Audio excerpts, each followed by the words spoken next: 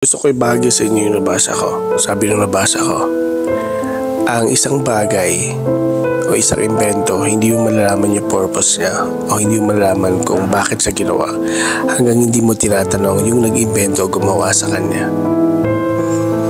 At ang lalim nun, parang sa buhay mo, kaya ka, sino ba nag-invento sa'yo? Siyempre si God. And you need to ask God. You need to go back kung sino ang gumawa sa'yo. Kaya kung may question ka sa lahat ng bagay na nangyayari sa'yo sa buhay mo, balik ka kay God. Tanungin mo siya kung anong purpose at kung bakit nangyayari sa'yo ito.